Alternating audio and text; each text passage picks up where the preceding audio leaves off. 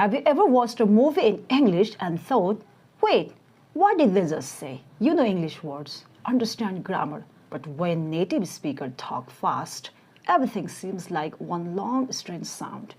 If that happens to you, you are not alone. Hey everyone, welcome back to the channel. In today's video, I'll show you why native English sound fast, secrets native speakers use, how to train your ears correctly, one daily exercise that really works. By the end of this video, YouTube videos, movies, and conversation will feel much more understandable. It's not speed. Here is the secret. Native speakers are usually not speaking as fast as you think. The real problem is words change when spoken together. For example, what do you want to do? In real English, it becomes like, what do you want to do? So native speakers connect words, reduce sounds, use stress and rhythm. That's why even if you know every word individually, still you can understand the sentence. Native speakers connect words together. Let's have a look at an example. So here, did you changes into did ya. Want to changes into wanna. Going to changes into gonna, and let me becomes let me. Instead of saying the individual words, they say them by connecting. In the same way, while using two words as compound one, the pronunciation of the sound becomes different from its original pronunciation. Let's have a look at some example. Here are the two words, horse and shoe. Horseshoe. We pronounce these two words individually like horse and shoe. But in connected speech, it changes and becomes like horseshoe. Horseshoe. The sound saw changes into shaw sound and it becomes like horseshoe. Another one is good morning. Two words. Good morning. But in connected speech, it becomes like good morning. Good morning. The sound da changes into ba, influenced by the following sound ma, which is bilabial. So the more you learn these patterns, the easier English becomes. Native speakers reduce words. For example, going to becomes gonna, want to becomes wanna, got to becomes gotta. So I'm going to eat becomes I'm gonna eat. In the same way, sound is dropped in phrases as well. Like blind man, it becomes like blind man. The sound da is dropped. In the same way, take care, it becomes like take care, take care. The sound ka is dropped. But non-native speaker pronounce as take care with no reduction. Another one that confuses almost every learner is the disappearance of th sound. Example, internet. But native speaker pronounce it like internet. Internet. The th sound is dropped here. Another one, center. It becomes like center. Here also th sound is dropped. Similarly, 20. It becomes like 20. 20. The th sound often becomes softer or disappears completely. Word stress is when a speaker emphasizes certain syllable in a word.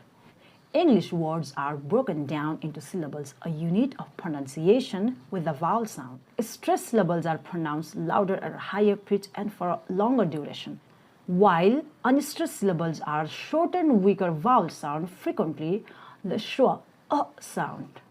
So, in fast, natural, everyday speech, some unstressed syllables become so reduced that they vanish completely, a process which is known as elision. Now, let's have a look at some examples. Here we have the word camera, which seems as if we pronounce it like camera, but its real pronunciation will be like camera, camera. So you can notice here the schwa sound, which is almost neutral. Another word is history, and the primary stress is his and ta. So here again, the weaker sound schwa sound, history, not history. And here's another one, So non-native speakers tend to pronounce it like chocolate. Instead of chocolate, it sounds like chocolate.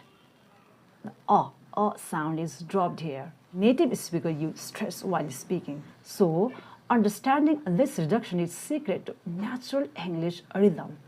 One of the reasons that makes non-native speaker hear native speaker speaking fast is that they translate every word in their brain, and that will make them fall behind immediately. If a native speaker says, "I was kinda tired so I didn't go," here we fail to catch what he or she is saying. So instead of translating, connect English directly to meaning.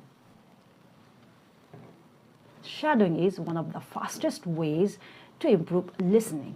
Listen to a short sentence, repeat immediately, copy the pronunciation, rhythm, and speed. For example, the audio says, "I don't know what you mean," and you repeat, "I don't know what you mean."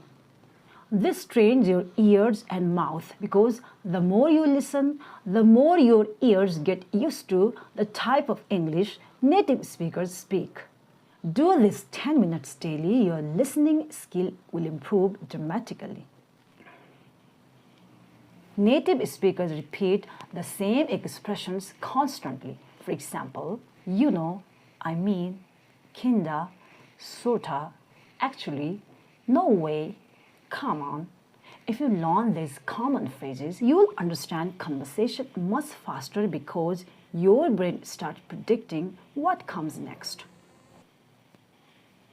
If you do this every day for 30 days, your listening will improve dramatically. 5 minutes. Listen to short English audios. Another 5 minutes. Read subtitles and notice connected speech. Another 5 minutes. Shadow the speaker out loud. That's it. Only 15 minutes. Understanding native speakers takes time. At first, native speakers sound like one giant word. That's normal, but after enough listening, your brain starts recognizing the patterns automatically. One day, you suddenly realize, "Wait, I understood that sentence without subtitle." And you know, that's the breakthrough moment. If this video helped you, hit the like button and subscribe for more English learning videos. And comment below what's the hardest thing about understanding native speakers. Until next time, goodbye.